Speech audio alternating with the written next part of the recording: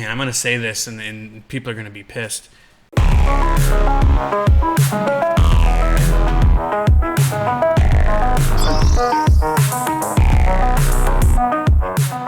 I think they're more likely to get rid of alternate arts than they are rainbow cards. Ooh, man, you're about to start a fight. So, and this is Don't say that, man. So listen here, listen here, okay? Yeah.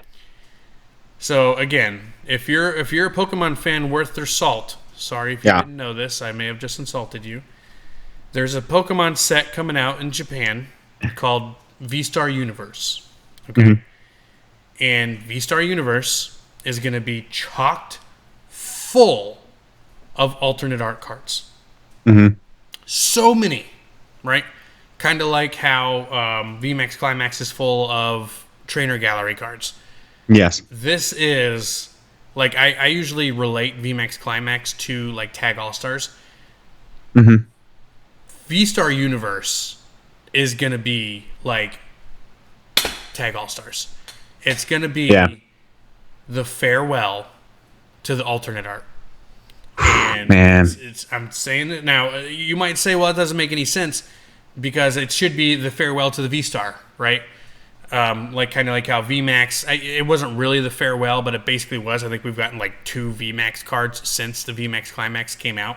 It really pretty much has not been a big player at all. No. And V-Star hasn't really been around long enough for me to go, okay, we need to warrant this. But what I've noticed from all the leaked images and all the information over on these websites is that this is going to be a very heavy alternate art set. Very heavy. Mewtwo alternate art. Supposedly, all 3 of the Charizards inside the UPC, which is an English-only product, are going to be inside VSTAR Universe, right? Okay. So what else is there going to be? All different kinds of these alternate arts. Vs, VMAXs, V-Stars. It's going to be the farewell to the Sword and Shield era, and I think it's going to be the farewell to the alternate arts. Man, I mean, yeah, it makes sense. I mean, if there was a time to, put an end to it, I mean, it makes sense to do it at the end of the era that made it huge. Yeah. I hope that's not the case, but I mean, I could see that. I would hope that they would nix like, rainbow and golds and come up with something a little bit different. But yeah, I mean, the Sword and Shield era, what it came down to, I mean, it's all about the alternate art cards. I mean, that's where it's at. So, maybe I could see him doing something like, I mean, this is not the first era. Sword and Shield is not the first era that we had alternate art cards. We did have some. Era. There was actually quite a bit during the tag team era. Exactly. So dude, some of my favorite cards are the tag team alternate arts that came inside the tag team 10s and that Darkrai, the Darkrai Umbreon in that box. Oh my god. Yeah. Charizard Reshiram. Fantastic card. Had alternate art. Charizard Brixton had alternate art. All these different alternate arts that came out. So good, and people don't ever talk about them. They never talk about them. No, they really don't. It's honestly, some of my favorite cards of the Sun and Moon era are those alternate arts. But I could see them possibly not having any alternate arts for the first year of this era, and maybe maybe bringing them back. Exactly. Kind of like they did here in the Sword and Shield era. We didn't have any alternate arts until look at the progression for Sword Battle and Shield. Styles. Look at the progression for Sword and Shield. Like when you go back and you start looking at the sets, right? Think about how more wild and crazy they got as time went on. Oh yeah. Right? So look at Sword and Shield and Rebel Clash and Darkness Ablaze. The most boring freaking sets ever, right? Literally the chase card in Darkness Ablaze was a VMAX. Yep. A VMAX. Yeah. VMAXs nowadays are $2. Right. That $1. Yeah. I mean, you could pick that VMAX up for like $40. It feels like nowadays. That Charizard VMAX. Yeah, it is. Oh yeah, it's like $38, $40. Crazy. Sword and Shield base, full art trainer. Number 1 most expensive card, full art trainer, Marnie. Yep. Rebel Clash, full art trainer, most expensive card in the set, Giovanni. Yep. Boss's Orders, whatever the hell you want to call it. Not until Evolving Skies, Brilliant Stars, Astral Radiance, Lost Origins, did you just get like this plethora of Yeah. amazing, awesome cards. They did it a little bit with like Vivid Voltage with the Amazing Rares. Yeah. Love the Amazing Rares. Very undervalued cards in my opinion. Yeah, me and too. then the shiny set, right? Of course, that was a subset. Of course, that's going to be popular. But like right with Evolving Skies is where it just took off. Oh yeah. With in terms of hits, artwork, everything changed. Took the next step. It doesn't even Yeah. seem like the same freaking TCG. No. No, it was different after Evolving Skies. Open 10 packs of Lost Origins, and then go back and open 10 packs of Sword and Shield base, and tell me the feel. It feels completely different. So I want you to respond to this. I want to hear your answer. Yeah. When they switch eras, are they going to go back? Are they going to go back to the kind of like the mundane set, right? So that way people get used to the EX. They got to get used to the new full art style. They got to get used to the new Terra EX cards. Yeah. Or are they going to go balls to the wall right away, just like they were doing at the end of Sword and Shield, right? Are we going to have 6 alternate arts, 4 rainbows, 2 golds, 30 trainer gallery cards inside of, Scarlet Violet base?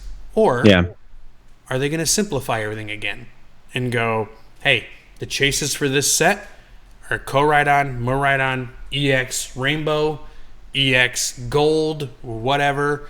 Like, these are your chase cards. I think they might go silver because, like, just because of the Terra typing seems to be silver, I think they might, instead of going gold secret rare, they might go silver secret rare. Oh, that would be cool. Which would be awesome because we did get that. Would be awesome. What was that, Dialga? I think it was a Dialga silver card, which was dope. I think they might go that route. That would be pretty cool. Call it Platinum, a Platinum card. There you go. Crystal card, Diamond card. Right? Oh, something wait, like now. Right? Hey, now you're not far off from the terrestrialized cards or whatever. Yeah, that's what I'm like, keep going. Because the EX, you're exactly right. The EX in the logo looks like a diamond. Looks like there's diamonds inside. And when they terrestrialize, they look like they're covered in diamonds, right? It's not silver. Yeah. It's diamonds. True. So I could totally see a diamond rare, right? Gold secret rare, diamond secret rare. And then you got the progression. You got Rainbow, Sun and Moon, Sword and Shield Gold, Diamond for Scarlet Violet, right? And then you just keep them all, and it just goes this way. But it's not going to be a wild set, in my opinion. That's my thought. I think it's going to be mundane. I think it's going to be, they want people to get used to the mechanics. They want people to get used to the EXs. I think it's going to be a little more boring than people want it to be.